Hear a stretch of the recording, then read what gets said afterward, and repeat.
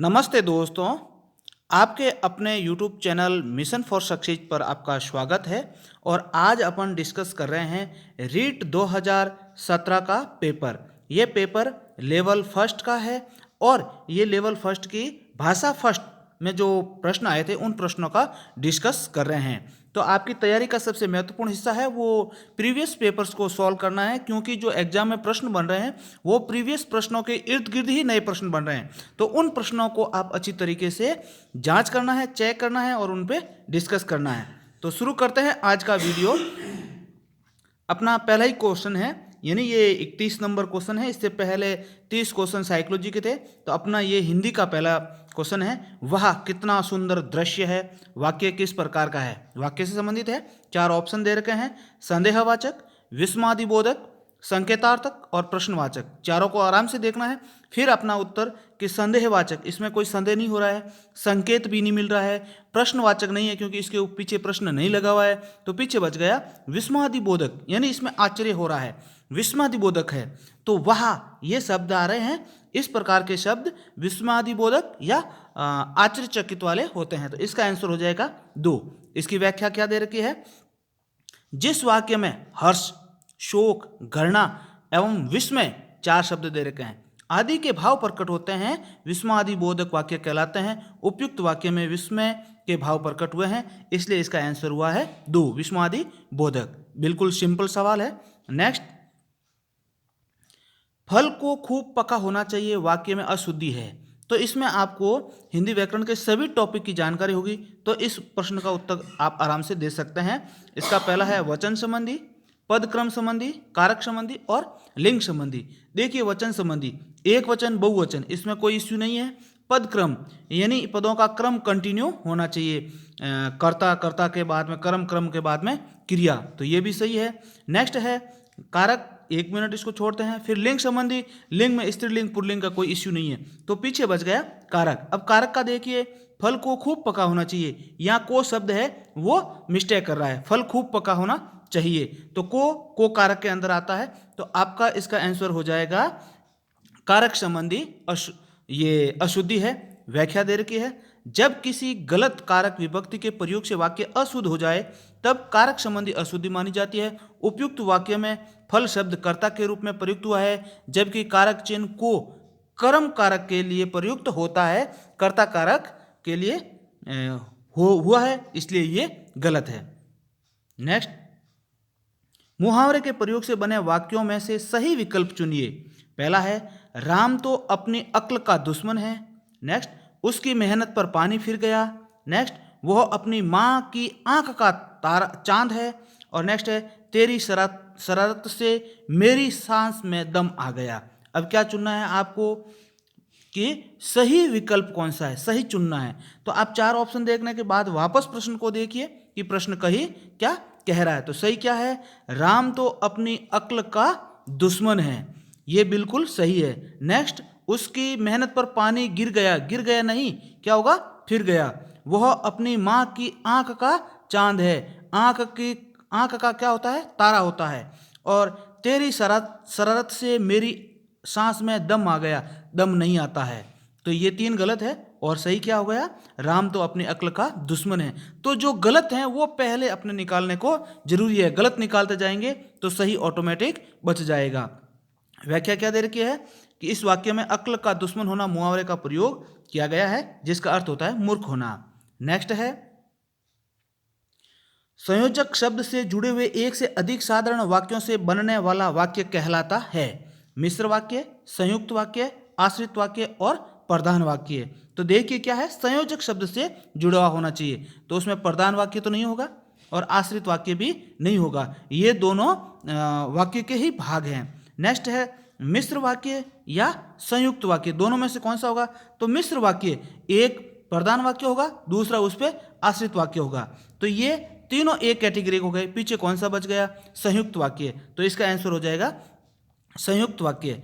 व्याख्या दे रखी देखो, संयुक्त वाक्यों में 2 या 2 से अधिक साधारण वाक्य या उपवाक्य संयोजक शब्द, यानी ये जोड़ने वाला शब्द है, इन शब्दों के द्वारा जुड़े होते हैं। वो शब्द आपको याद रखना है, तथा, एवं, या, अथवा, और, किंतु, परंतु, लेकिन, बल्कि। ये जो 9 शब्द है ये आपको याद रखने हैं। ये 9 शब्द वाक्य में आए हुए हैं और इन 9 शब्दों के द्वारा वाक्य जुड़ा हुआ है, तो वाक्य संयुक्त वाक्य ही होगा। ये आपको याद रखना है और इस प्रकार का प्रश्न 100% आएगा इनसे संबंधित। जैसे उदाहरण दे रखे हैं, दिन ढल गया और अंधेरा बढ़ने लगा। दोनों वाक्य आपस में रिलेटेड है और दोनों किससे जुड़े हुए हैं? और से जुड़े हुए हैं। अंधे के हाथ बटेर लगना लोकोक्ति का सही अर्थ है। तो ये लोकोक्ति पूछी है, अंधे के हाथ बटेर लगना, इसका सही अर्थ क्या है? अयोग्य प्रशासन, अल्पज्ञ अपने ज्ञान पर आधारित अधिक इतराता है, बुद्धिहीन किंतु संपन्न, बिना परिश्रम के अयोग्य व्यक्ति को सुफल की प्राप्ति होना, अच्छे फल की प्राप्ति होना। तो इसका आंसर क्या हो जाएगा? बिना परिश्रम के अयोग्य व्यक्ति को अच्छे फल की प्राप्ति होना। तो मुहावरे और लोकोक्ति तो आपको पढ़नी ही पड़ेगी। जितने भी मुहावरे और लोकोक्ति ज़्यादा से ज़्यादा पढ़ोगे उतना ही आपका फायदा है।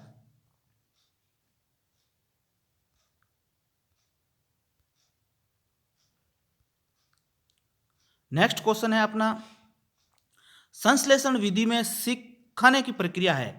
तो एक होता है संश्लेषण विधि और दूसरा होता है विश्लेषण विधि। विश्लेषण में तो टुकड़े करके पढ़ाया जाता है, सिखाया जाता है, और संश्लेषण में जोड़ करके पढ़ाया जाता है। तो जोड़ने का काम किसमें हो रहा है? वर्ण शब्द वाक्य, वाक्य शब्द वर्ण वाक्य, और शब्द वाक्य वर्ण। तो सही कौन सा है? ये हो जाएगा वर्ण शब्द और वाक्य। देखिए, वाक्य शब्द और वर्ण, इसमें विखंडन हो रहा है, यानी वाक्य से शब्द छोटा है, छोटे शब्द से वर्ण छोटा है, तो इसके टुकड़े हो रहे हैं। इसका मतलब ये संश्लेषण नहीं हो रही। यहाँ शब्द से वर्ण, वर्ण से वाक्य उल्टा हो रहा है। शब्द से वाक्य बनता है और वर्ण से शब्द बनता है, उल्टा है, सही नहीं होगा। शब्द से वर्ण बनेगा, वर्ण से वाक्य बनेगा, इसमें भी कंटिन्यू नहीं है। तो अपना उत्तर क्या होगा? वर्ण से शब्द, यानी वर्ण मिलके शब्द बनेंगे, शब्द मिलके वाक्य बनेंगे। तो संश्लेषण विधि में तो क्या होगा? वर्ण शब्द वाक्य, और विश्लेषण विधि में ये हो जाएगा वाक्य शब्द और वर्ण। तो अपने इसका आंसर क्या हो जाएगा? इसका हो जाएगा वर्ण शब्द और वाक्य। नेक्स्ट है, गद्य शिक्षण में शब्दार्थ स्पष्ट करने की विधि। गद्य शिक्षण में शब्दार्थ स्पष्ट करने की विधि कौन सी है? प्रश्नोत्तर विधि, व्यास विधि, उद्बोधन विधि या खंडान्वयन विधि। तो गद्य शिक्षण की शब्द को अर्थ समझाने के लिए कौन सी विधि सबसे बेस्ट है? वो है उद्बोधन विधि। तो इसका व्याख्या पढ़ लेते हैं, क्या देर का है। गद्य शिक्षण में शब्दार्थ स्पष्ट करने की विधि उद्बोधन विधि है। इस विधि में कठिन शब्दों के सीधे अर्थ न बताकर उन्हें उदाहरण के द्वारा समझाया जाता है। इसके 3 भेद हैं, दृश्याविधान, अभिनय और कहानी। ये किसके भेद हैं? ये उद्बोधन विधि के हैं। नेक्स्ट अपना, सुरती लेख में रेफ संबंधी अभ्यास नहीं है। ये रेफ बहुत इंपॉर्टेंट है। ये क्या है? इसमें आधे र की समस्या होती है, बच्चा आधा र नहीं लिख पाता है, उससे संबंधित समस्या को हल करने के लिए रेफ का अभ्यास करवाया जाता है। तो इसमें कौन सा नहीं आ रहा है? कर्म आधा र आ रहा है, कबूतर नहीं आ रहा है, धर्म में आधा आ रहा है, प्रकाश में आधा आ रहा है। तो इसका आंसर क्या हो जाएगा? कबूतर। नेक्स्ट, लिखना सिखाने से पूर्व बालकों को चित्रकला सिखानी चाहिए, क्योंकि अक्षर भी एक प्रकार के चित्र हैं। इस मत का समर्थन किसने किया? इसका समर्थन किया था महात्मा गांधी जी ने। ये तो पढ़ा हुआ है तो ही आएगा, नहीं तो इसमें कोई ट्रिक या समझने की कोई बात नहीं है।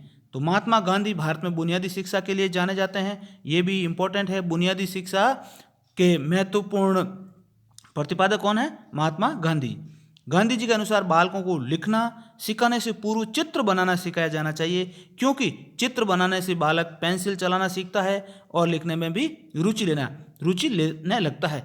देखिए, छोटे बालकों की क्या विशेषता होती है कि वो कोई भी चित्र बनाने में रुचि लेते हैं। कोई चित्र देखते हैं उसमें रुचि लेते हैं, जैसे कार्टून वगैरह चलते हैं तो उनमें बच्चे रुचि लेते हैं, अपनी रुचि से काम करते हैं। तो बच्चों को पहले चित्र बनाना सिखाएंगे तो वो सारा काम सीख जाएंगे। चित्र बनाने से उनमें ये फायदा होगा कि एक तो पेंसिल है, पेन है, उसको पकड़ना सीखेगा और उसको चलाना सीखेगा। तो सबसे पहला काम होगा चित्र बनाना सिखाना है, और इसके समर्थनकर्ता कौन है? महात्मा गांधी। नेक्स्ट है हर्बर्ट उपागम के पद। तो हर्बर्ट उपागम के 5 पद है। ये आपको गांठ बांध लेनी है कि हर्बर्ट उपागम के 5 पद है, और ये हर एक एग्जाम में आने वाला क्वेश्चन है। इसमें 5 पद कौन कौन से हैं? पहले प्रस्तावना, प्रस्तुतिकरण, संबद्धता, व्यवस्था और विधि, ये 5 पद भी आपको कंटिन्यू याद रखना है। पहला प्रस्तावना है, दूसरा प्रस्तुतिकरण है, तीसरा संबंधता है, चौथा व्यवस्था है और पांचवा विधि है। और क्या लिखा है, हर्बर्ट ने रूसो और पेस्टालोजी की बाल केंद्रित शिक्षा के लिए सर्वप्रथम 4 पद बताए थे। स्पष्टता, संबंधता, व्यवस्था और विधि, ये तीनों तो सेम ही है, संबंधता, व्यवस्था और विधि। उसके शिष्य जिलर ने स्पष्टता को 2 भागों में बांटा है, प्रस्तावना और प्रस्तुतिकरण, और यही मिलके 5 शब्द हो गए हर्बर्ट की व्यवस्था। नेक्स्ट, शिक्षण में इकाई का संप्रत्यय किसकी देन है? तो वो देन है मॉरिसन की है। तो शिक्षण में इकाई क्या है? अब अपनी किताब खोलेंगे तो किताब में आपको जितने भी पार्ट दे रखे हैं उनके नंबर दे रखे होंगे, और उनमें ऊपर यहाँ बीच में लिखा इकाई 1, इकाई 2, इकाई 3, यानी जो एक ही कैटेगरी के हैं, जैसे 3 पार्ट हैं, तीनों को एक इकाई में डाल दिया, फिर नेक्स्ट एक कैटेगरी के हैं उनको एक इकाई में डाल दिया। पार्ट अलग है, पार्ट छोटा रूप है, इकाई उससे बड़ी है। तो इसकी व्याख्या में इकाई उपगम का सर्वप्रथम प्रयोग 1920 में H.C. मॉरिसन द्वारा किया गया। इसमें संपूर्ण पाठ्यक्रम को खंडों में विभाजित करके अध्ययन कराया जाता है। NCERT के अनुसार इकाई एक निर्देशात्मक युक्ति है। कैसी? ये इंपॉर्टेंट है। NCERT के अनुसार जो इकाई है वो किस प्रकार की निर्देशात्मक युक्ति है, कि ये इकाई से संबंधित प्रश्न पूछा है तो अगली बार इस बार ये प्रश्न पूछ सकते हैं कि ये इकाई योजना किस प्रकार की युक्ति है, तो ये निर्देशात्मक युक्ति है जो छात्रों को समवेत रूप में ज्ञान प्रदान करती है।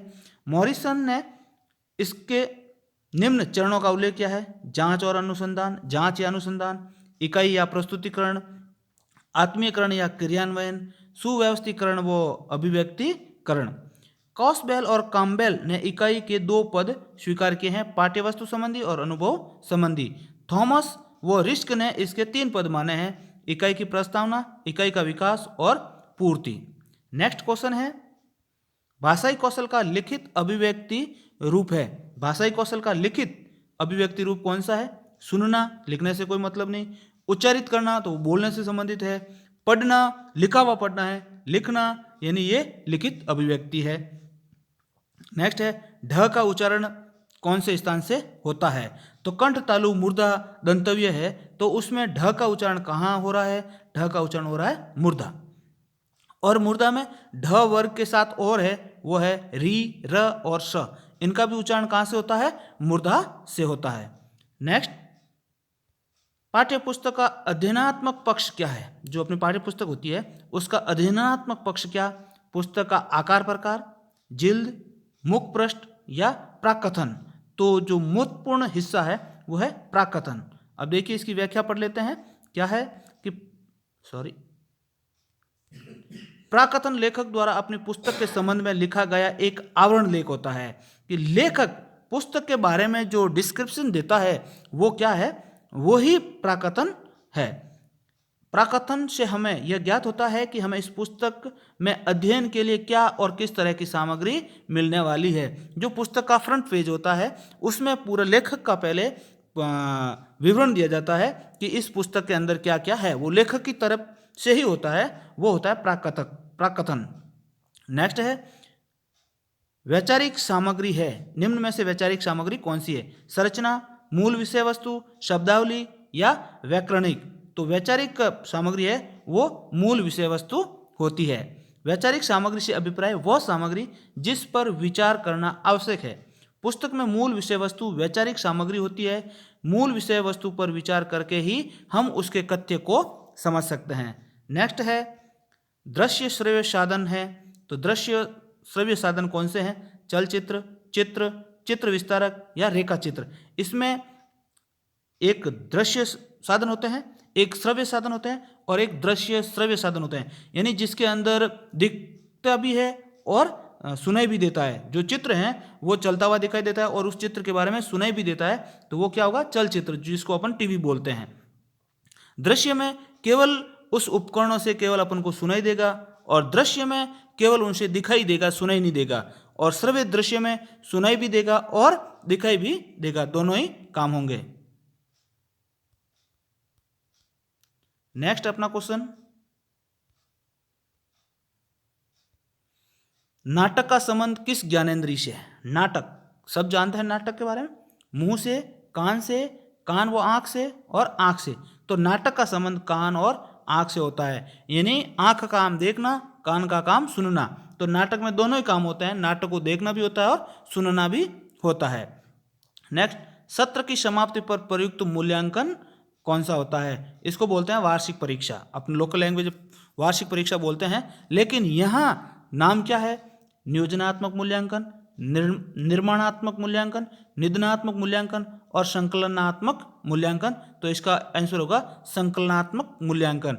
वर्ष में 2 बार एग्जाम होते हैं, एक अर्धवार्षिक एग्जाम और एक वार्षिक एग्जाम। इनका दूसरा नाम है योगात्मक मूल्यांकन भी कहा जाता है। नाम एक ही है, योगात्मक मूल्यांकन और संकलनात्मक मूल्यांकन दोनों एक ही चीज है। इसको अपन अर्धवार्षिक या वार्षिक भी कह सकते हैं, जिससे बच्चे का पूरे साल में वो क्या सीखा है, कितना सीखा है, किस प्रकार सीखा है, उसका मूल्यांकन किया जाता है। नेक्स्ट, ब्लूप्रिंट ढांचा तैयार करने में उपयोगी नहीं है। शिक्षक निर्मित सामग्री, शिक्षण के लक्ष्य, पाठ्य वस्तु के प्रकरण, प्रश्नों के प्रकार। तो ब्लूप्रिंट ढांचा है वो प्रश्न पत्र तैयार करने से संबंधित है। जो एग्जाम में पेपर आता है, वो पेपर बनाने का जो मूल ढांचा है वो ब्लूप्रिंट कहा जाता है। इस ब्लूप्रिंट के आधार पर ही पेपर तैयार किया जाता है। तो इसमें शिक्षक निर्मित सामग्री महत्वपूर्ण नहीं है, उसका कोई रोल नहीं होता है। बस शिक्षण के लक्ष्य, पाठ्य पुस्तक के प्रकरण और प्रश्नों के प्रकार, ये महत्वपूर्ण हिस्सा होता है। तो इसकी व्याख्या जरूर पढ़नी है कि किसी प्रश्न पत्र के निर्माण से पहले हमें उसके अंक विभाजन, प्राप्त उद्देश्यों का निर्धारण, प्रश्नों की रचना, इकाईवार अंक भार से प्रश्नों की संख्या का निर्धारण आदि की तैयारी के लिए जो खाका तैयार किया जाता है उसे ब्लूप्रिंट कहते हैं। इसमें शिक्षक निर्मित सामग्री उपयोगी नहीं होती है। नेक्स्ट है, उपचारात्मक शिक्षण से क्या अभिप्राय है? सीखने संबंधी कठिनाइयों का ज्ञान प्राप्त करना, अध्यापन संबंधी कठिनाइयों को दूर करते हुए शिक्षण किया जाना, बालकों की वर्तनी संबंधी कठिनाइयों का पता लगाना, शिक्षक की विषय संबंधी कठिनाइयों का पता लगाना। तो देखिए इसमें 2 प्रकार का शिक्षण है, एक निदानात्मक शिक्षण होता है और एक उपचारात्मक शिक्षण होता है। निदानात्मक में तो ये होता है कि उसका पता लगाया जाता है कि बालक में समस्या कहाँ बन रही है और समस्या क्यों बन रही है, उस समस्या का निदान किया जाता है, उपचार किया जाता है, वो है उपचारात्मक शिक्षण। यानी कमजोरी का पता लगा के उस कमजोरी को दूर करना, वो है उपचारात्मक शिक्षण। तो ये किस में हो रहा है? इनमें से चारों में से ये हो रहा है अध्यापन संबंधी कठिनाइयों को दूर करते हुए शिक्षण कराया जाना। यानी कठिनाई का पता लगा लिया, उस कठिनाई को दूर करना है, फिर शिक्षण कराया जाना है, वो है उपचारात्मक शिक्षण। नेक्स्ट एक गद्यांश दे रखा है, उस गद्यांश को पढ़ के आपको उत्तर देने हैं। वो जो उत्तर होंगे वो इस गद्यांश से संबंधित होंगे। तो गद्यांश पढ़ लेते हैं। आज हमारे सामने यह सवाल यह है कि धर्म बड़ा या राष्ट्र? उत्तर में यह निर्विवाद तय होना चाहिए कि राष्ट्र बड़ा है, लेकिन साथ ही आसपास यह देखना है कि राष्ट्र की मौलिक अवधारणाएं क्या है। क्या मिट्टी, पानी, नदी, पहाड़, राजा, प्रजा से ही राष्ट्र की मूर्ति बनती है? नहीं, यानी केवल भौतिक वस्तुओं से ही राष्ट्र का निर्माण नहीं होता है। राष्ट्र में भौतिक के साथ सजीव और मानवीय व्यवस्थाएं भी जरूरी है। राष्ट्र की संपूर्ण छवि और पूरा व्यक्तित्व हजारों वर्ष की मानवीय चेतना, जीवन के शाश्वत मूल्यों और अपने धरती आकाश में अखंड विश्वास से बनता है। आदमी की वैज्ञानिक और मौलिक बुलंदियों के साथ उसके सफर में कुछ भी मुलायम सरीका साथ रहा है, उसको कतरा कतरा लेकर भी एक बनने की होशियारी सिखाता रहा है, लम्हा लम्हा के बीच समय के अर्शों को बटोरता रहा है, वो है अपना राष्ट्र। तो इससे संबंधित प्रश्न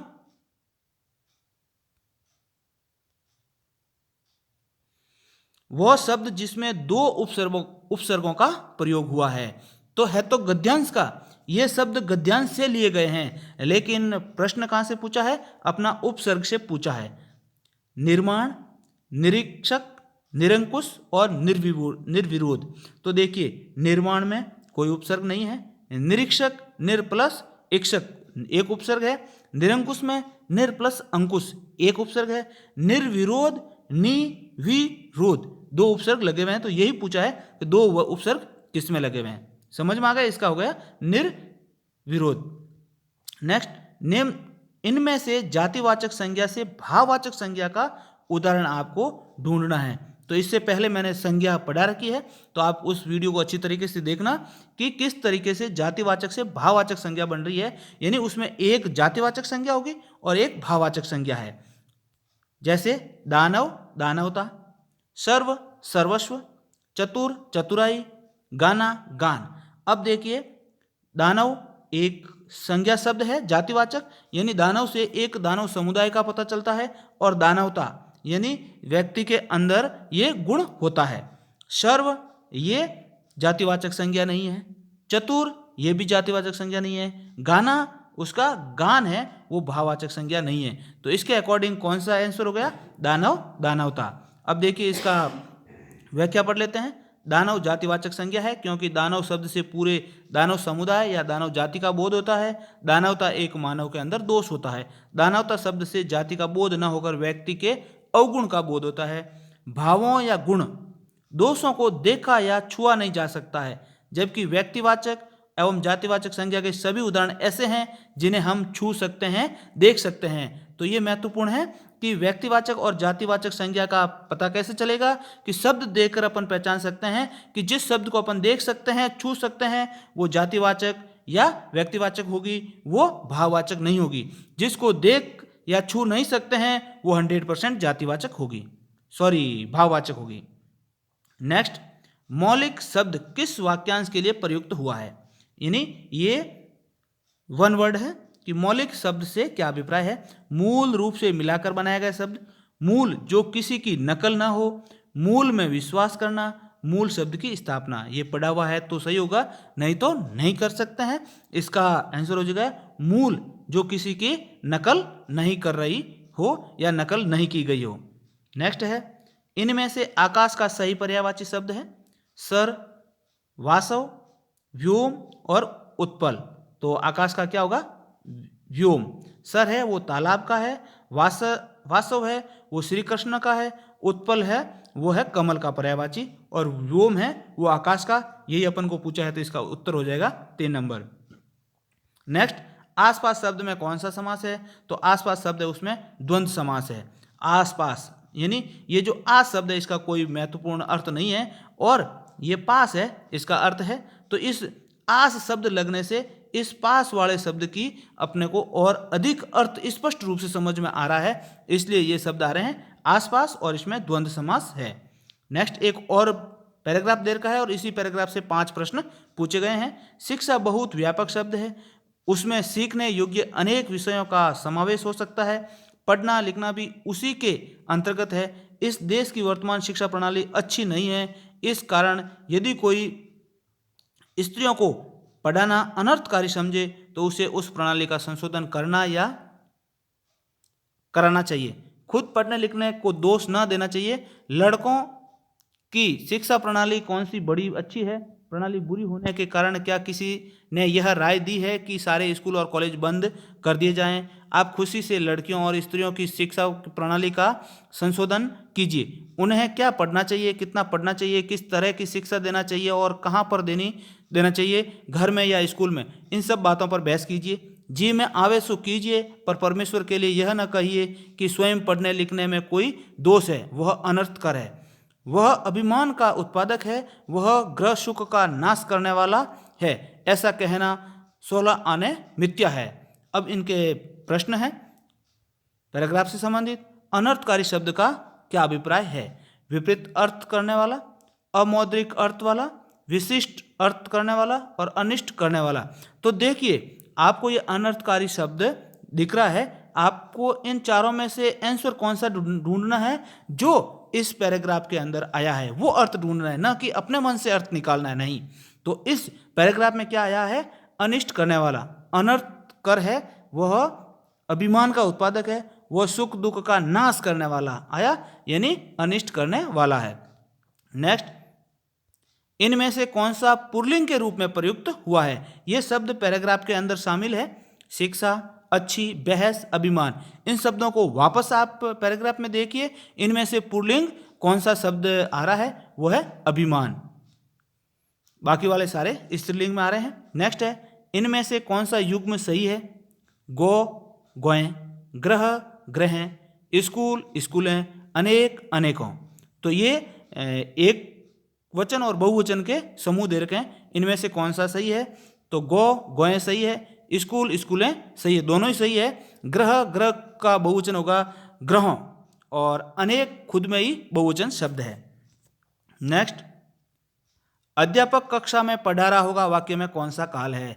अध्यापक कक्षा में पढ़ा रहा होगा। अब देखिए ये पर्दे के पीछे की बात हो रही है कि अध्यापक कक्षा में पढ़ा रहा होगा, यानी वर्तमान में काम चल रहा होगा। तो कौन सा काल हो गया? वर्तमान हो गया पहला तो। अब इसमें संभावित है कि पढ़ा रहा है या नहीं पढ़ा रहा है, बैठा ही हो सकता है, या सो रहा होगा, या और कुछ अन्य काम कर रहा होगा, पढ़ा नहीं होगा। तो ये संभावना व्यक्त की है, तो इसमें कौन सा है? संभावित वर्तमान काल है। तो क्या दे रखा है? सामान्य भविष्य काल, संभाव्य भविष्य काल, सामान्य भूत, आसन भूत, इनमें से एक भी आंसर नहीं है। ये बोनस लिखा हुआ है, यानी ये इसका आंसर, सबको आंसर का फायदा हो गया, सबको एक एक नंबर बोनस में मिल गए। नेक्स्ट है, प्रणाली शब्द का सही अर्थ है, यानी प्रणाली शब्द का इस अपने पैराग्राफ में क्या आया है उसके अकॉर्डिंग, तो उसके अकॉर्डिंग परंपरा, राय, पद्धति और विधान। तो देखिए यहाँ पैराग्राफ में प्रणाली का अर्थ परंपरा और पद्धति दोनों ही आया है, तो दोनों ही उत्तर सही है। जिसने परंपरा लिखा है उसको भी एक नंबर मिलेगा, जिसने पद्धति लिखा है उसको भी एक नंबर मिलेगा, लेकिन जिसने राय और विधान लिखा है उनको एक एक नंबर नहीं मिलेगा। ओके, थैंक्स दोस्तों। आपको ये वीडियो कैसा लगा कमेंट बॉक्स में जरूर लिखें, और रीड से संबंधित जितने भी पेपर हो रखे हैं उनमें फर्स्ट लैंग्वेज और सेकंड लैंग्वेज के सारे पेपर का सॉल्यूशन आपको मिशन फॉर सक्सेस पे मिल जाएगा।